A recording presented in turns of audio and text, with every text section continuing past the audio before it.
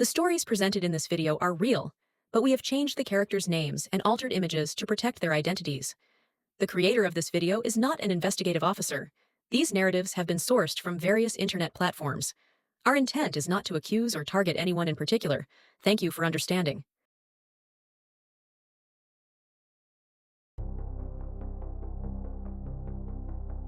Welcome to True Crime Stories Hub.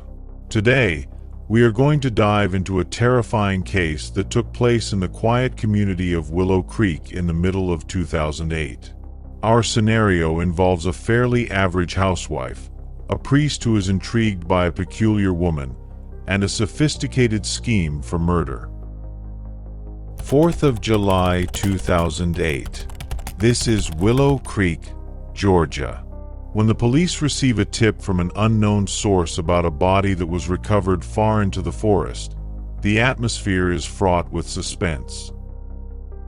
The discovery will result in a dramatic inquiry that will expose a sordid story of seduction, deceit, and murder that will devastate this small village to its very foundations.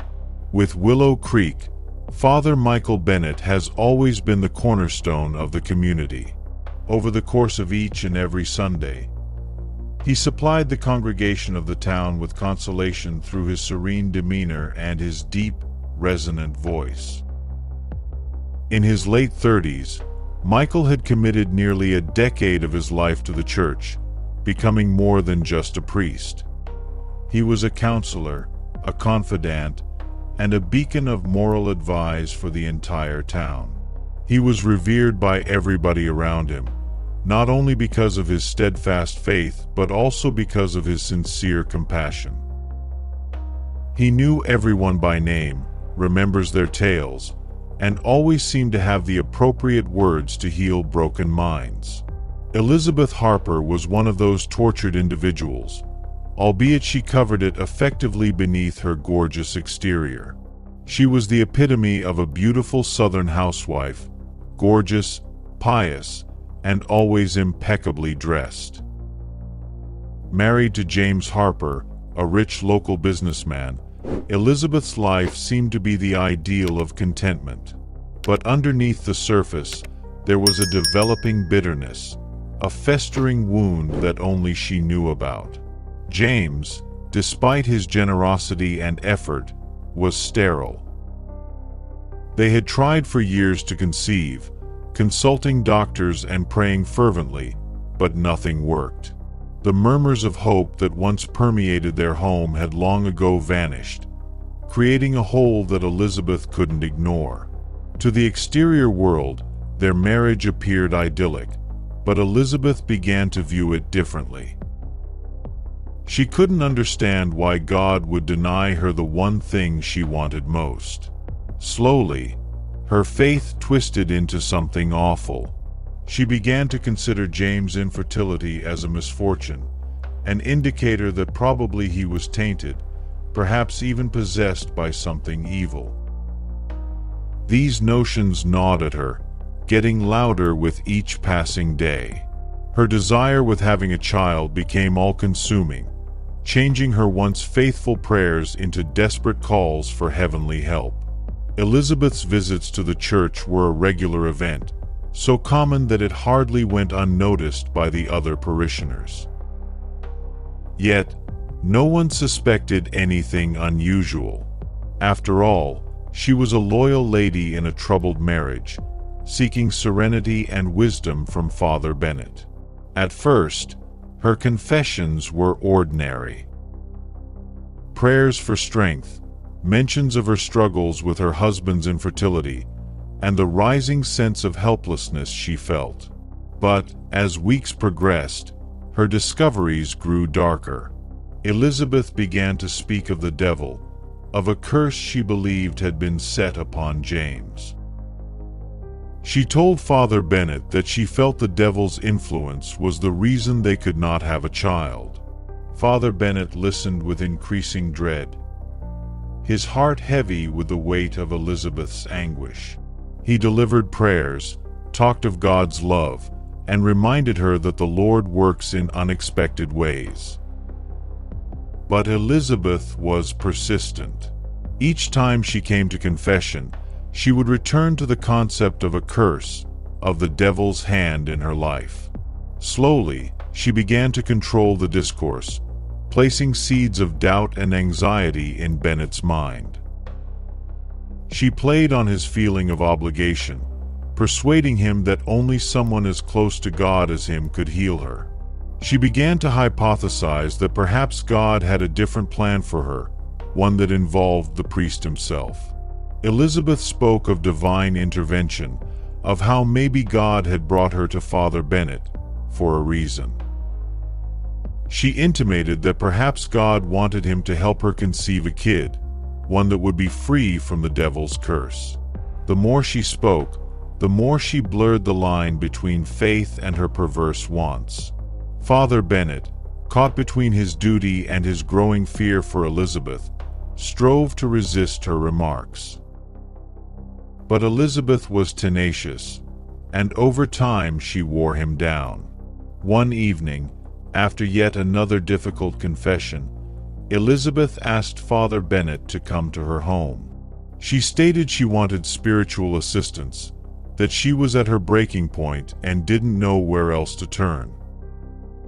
Reluctantly, Father Bennett agreed, believing he could provide the peace she craved. When he arrived, the house was barely lighted, and Elizabeth greeted him at the door, her eyes filled with a mixture of desperation and something else, something he couldn't quite place. As they sat in the stillness of her living room, Elizabeth talked gently, her voice overflowing with emotion. She told him how lost she felt, how the devil was gaining, and how she believed there was no hope left for her and her husband. She peered into Bennett's eyes, beseech with him to help her. She went closer, her hand gently resting on his arm, her contact lasting longer than it should. Father Bennett tried to move away, to remind her that this was not proper. But Elizabeth's touch, her proximity, and the way she talked of God's will puzzled him.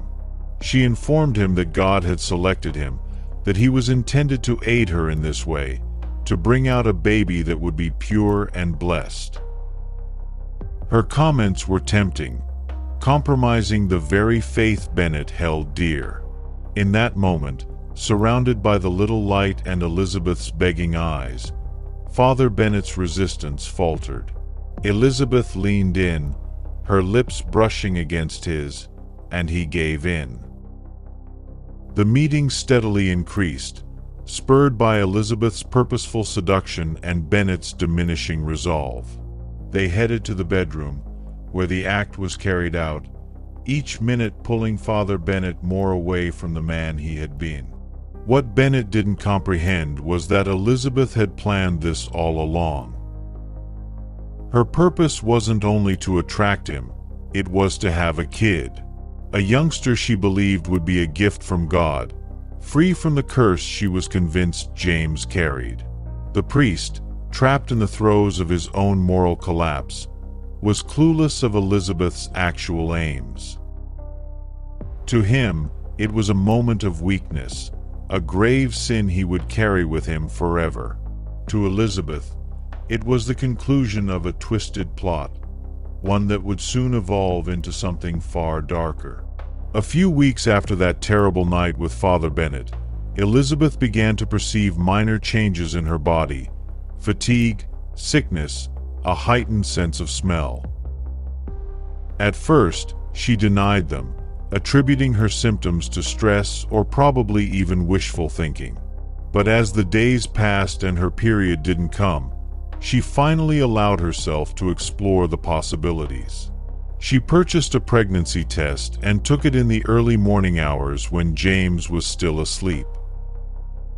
When the test validated it, she was seized with emotion.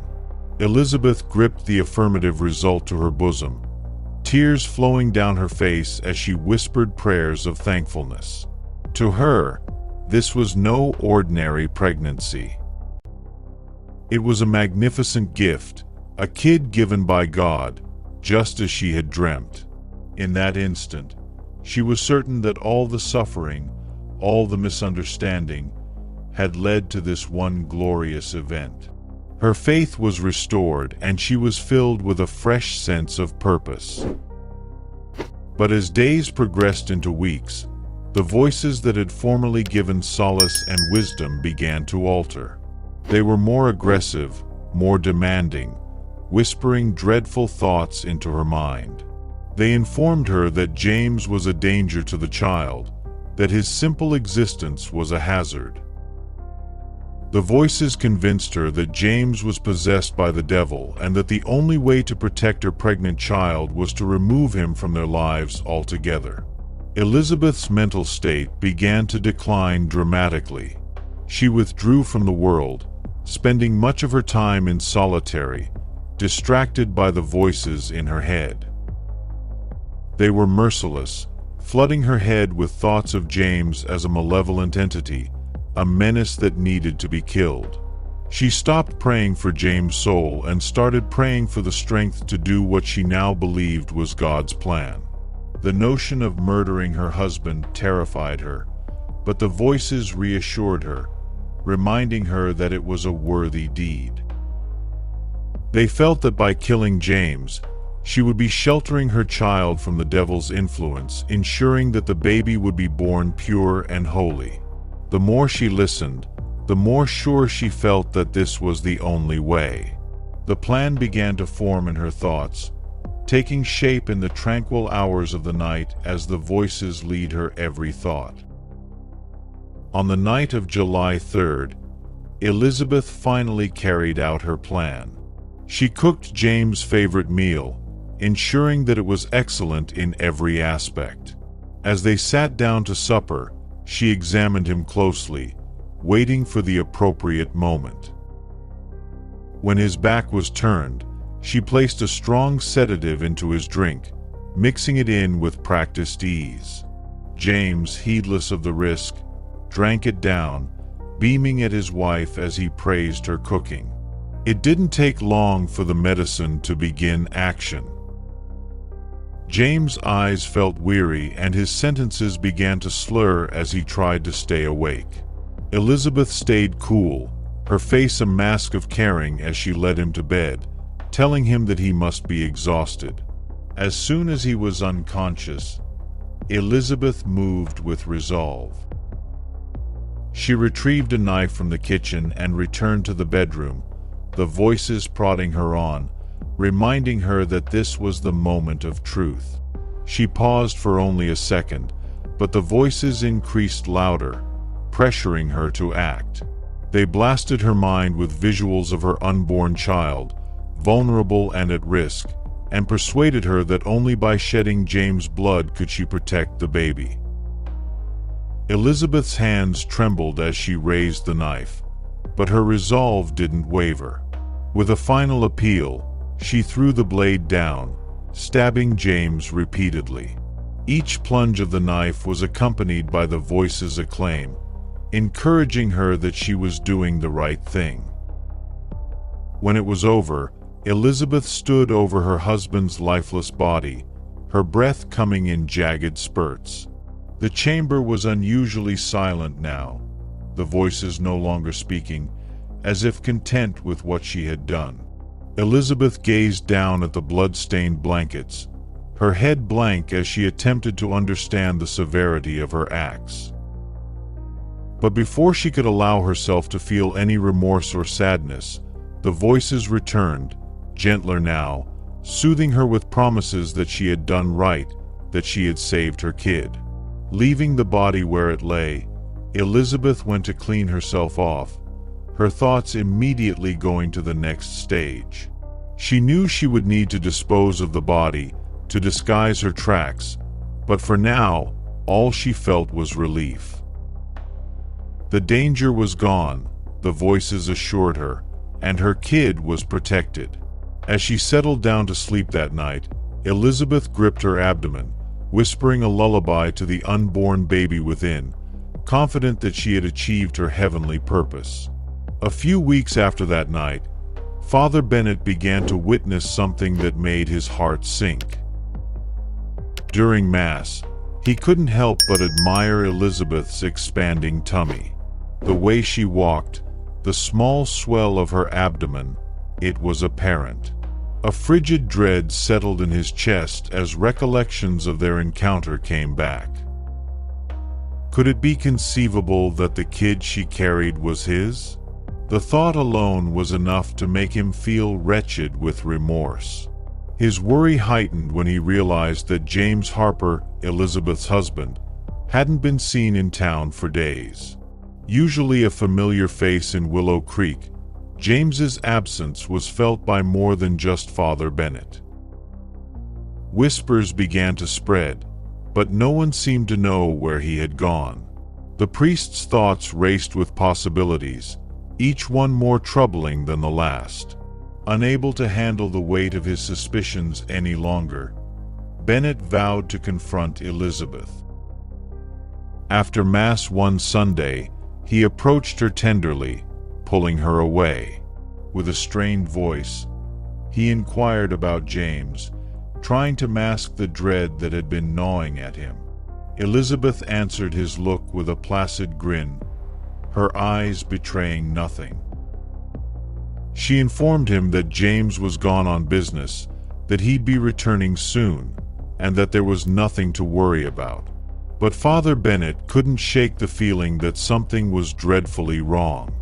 Elizabeth's reassurance did little to relieve his anxiety. In fact, it merely made his anxiousness escalate. The way she spoke, the way she rejected his concerns so easily, left him feeling cold. He knew her well enough to understand that she was hiding something. The humiliation and dread began to eat away at him, and he found himself shrinking away from her, avoiding her at every opportunity. The lady he had once felt such pity for now filled him with dread. Then, on July 4th, 2008, everything changed.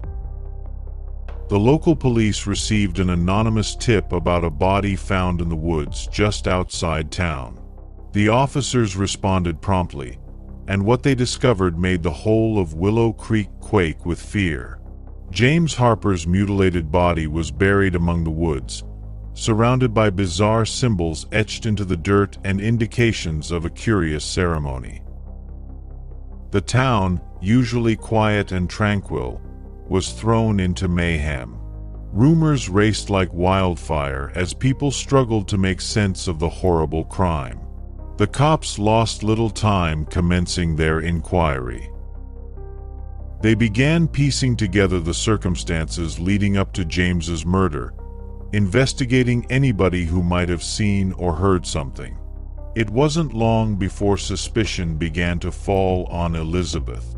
The detectives found abnormalities in her statement, minor things that didn't match up. She claimed James had been away on business, yet there were no records of any recent trips. Neighbors reported hearing weird noises emerging from the Harper house in the days preceding up to his kidnapping. As the investigation unfolded, Father Bennett's guilt grew unbearable. He had tried to remain away, to keep his distance, but he couldn't ignore the rising sense of obligation he felt. He knew something that the police didn't, something that may change everything. With a sad heart, he resolved to come forward.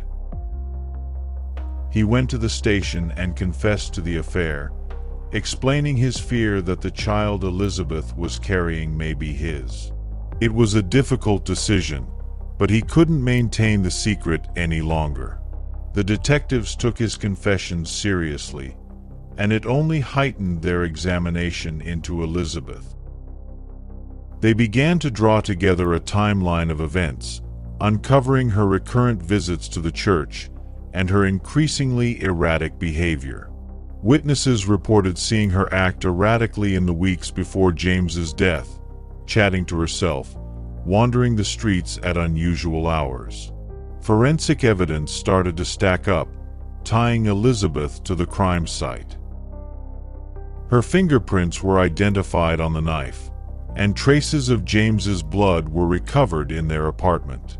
As the evidence mounted, Elizabeth's facade began to disintegrate. The voices in her thoughts, once her guides, now turned against her, demanding more and more from her. She became gradually imbalanced, her thoughts falling farther into madness. The police, armed with the facts, moved in to apprehend her, bringing an end to the agony that had engulfed Willow Creek. On August 8, 2008, the quiet community of Willow Creek was rocked once again as the police came at Elizabeth Harper's home to arrest her. By this time, her pregnancy was definitely noticeable. Her tummy round with the kid she believed was divinely conceived. The authorities responded promptly, seizing the property and dragging Elizabeth out in handcuffs. She made no resistance, her demeanor oddly serene as she was brought to the waiting police car. Inside the home, authorities uncovered horrible evidence that linked her directly to the murder of James Harper. Among the materials they recovered were evidence of the bizarre ritual she had done in the woods. The identical symbols, etched into the dirt, scribbled on documents hidden in her bedroom. They also discovered personal possessions of James, hidden away in a box under her bed, including his watch and wedding ring. With this incriminating evidence, Elizabeth was officially charged with first-degree murder. The news of her arrest went fast around Willow Creek, leaving the neighborhood in shock. Elizabeth, who had once been considered as a devoted wife and a pillar of the church, was suddenly the primary suspect in a gruesome murder. Father Bennett, who had sequestered himself after his confession, found himself in a state of great grief. The idea that his actions had played a part in the calamity was more than he could stand. He wrestled with the thought that his lack in judgment had set off a chain of circumstances that led to a man's death. As summer faded to October, preparations for the trial began. On October 10, 2008, the courtroom was crowded with observers anxious to see the woman who had been labeled the devil's wife by the media. The trial was the buzz of the town, with every detail dissected and analyzed by those following the case. The prosecution built out their case with precise precision, depicting Elizabeth as a manipulative lady who had seduced Father Bennett into her web to serve her own twisted aims. They argued that the voices she claimed to hear were nothing more than a convenient excuse to justify her horrible crimes. Elizabeth's defense team, however, selected a different method. They attempted to plead insanity, citing her delusions and the voices she felt had inspired her to kill. They presented medical experts who testified that Elizabeth had a history of mental illness, meaning that she was not in control of her actions when she committed the murder. They characterized her as a profoundly troubled woman who had been pushed over the brink by her inability to have children and her belief that she was carrying a magical youngster. The turning point in the trial came when Father Bennett was placed to the stand as a vital witness. The courtroom became hushed as he took his position, the weight of his guilt clear in his downcast eyes. His testimony was significant and everyone knew it. Bennett explained the circumstances leading up to the murder, detailing how Elizabeth had captivated him and how he had been misled into believing that he was obeying God's plan. He spoke of the awful shame that had forced him to confess his conduct to the police, seeking to prevent more tragedy. His words left a lasting influence on the jury. They recognized in him a man who had been profoundly flawed, yet ultimately regretful. The prosecution used his testimony to reinforce their claim that Elizabeth had planned the murder with cold calculation, utilizing her influence over the priest to achieve her aims. The defense, however, contended that Bennett's testimony merely proved how unhinged Elizabeth had become, driven crazy by her dreams. As the trial dragged on, The inhabitants of Willow Creek were torn between horror and unbelief. The details that surfaced in court were awful, ritualistic killings, distorted religious beliefs, and the downfall of a formerly respected priest. The case had all the elements of a tragic narrative that would be whispered about for years to come. Finally, on November 15, 2008, the jury returned with their verdict. Elizabeth Harper was convicted guilty of first-degree murder. The judge condemned her to life in jail without the opportunity of freedom. Her doom sealed by the overwhelming evidence against her. There would be no redemption for Elizabeth. No hope at liberty. In the aftermath of the trial, Father Bennett resigned from the clergy, unable to continue in his vocation after the shame and regret he had endured. He left Willow Creek seeking sanctuary and quiet, but the weight of his acts followed him wherever he went. The community, once a calm place, was left traumatized by the occurrences, with the story of Elizabeth Harper becoming a dark legend, a cautionary tale retold in hushed tones. The inhabitants of Willow Creek would never forget the tragedy that unfolded in their midst, and the memory of the devil's wife would hang like a shadow over the town for years to come. After the trial ended and the courtroom emptied, one final issue remained. The infant, born while she was in prison, needed a future. His cries echoed through the cold, gray walls, a small voice in a world of chaos. As soon as he was born, Child Protective Services took the boy into their care.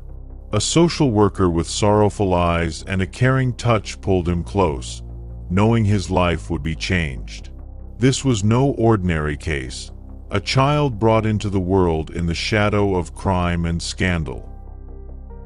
The procedure was quick, almost as if everyone anticipated this would happen.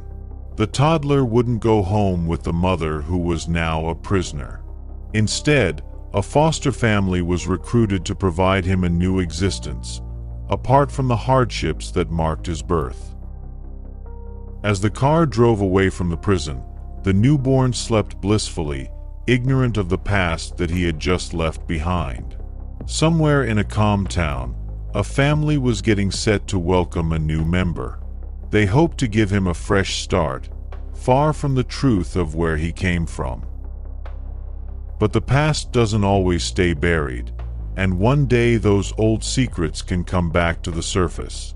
As the dust settles in Willow Creek, the story of Elizabeth Harper and Father Bennett leaves us with more questions than answers.